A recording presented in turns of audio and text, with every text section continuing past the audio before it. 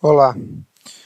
Na aula de ergonomia, né, eu utilizei uma metodologia esse ano um pouco diferente.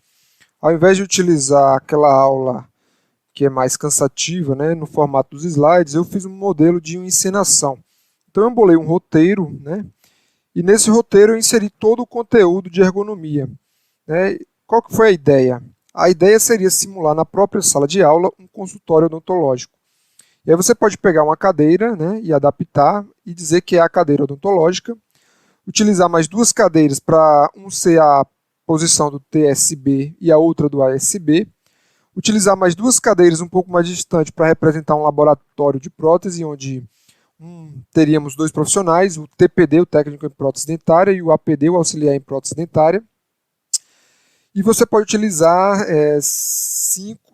mais seis cadeiras para representar as patologias que estão associadas com a questão da ergonomia, como, por exemplo, tendinite, a bursite, síndrome do canal de Guyon, síndrome do túnel do carpo, epicondilite e assim por diante.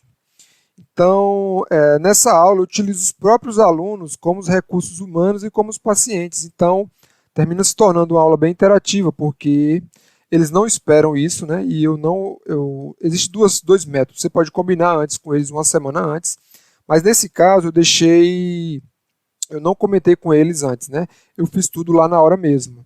Preparei um roteiro e chamei cerca de 10 alunos para me auxiliar. E à medida que eu ia executando o roteiro que eu tinha planejado, né, eu ia discutindo todo o conteúdo. Então eu discuti as principais patologias, os riscos ergonômicos e, além disso, né, eu fiz um retrospectivo sobre os recursos humanos, que foi uma aula que eles tiveram previamente.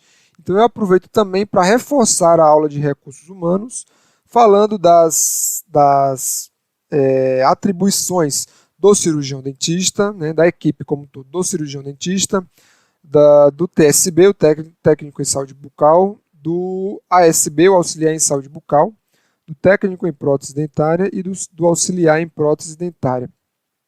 E aí eu vou conduzindo a minha fala. Interessante que alguns alunos, mesmo não estando no roteiro, eles interagiram bastante comigo. E um detalhe, o pessoal que ficava assistindo e também os próprios que ensinavam, em determinados momentos eu fazia algumas questões. Eu parava a cena e fazia uma pergunta e eles tinham que responder essa pergunta.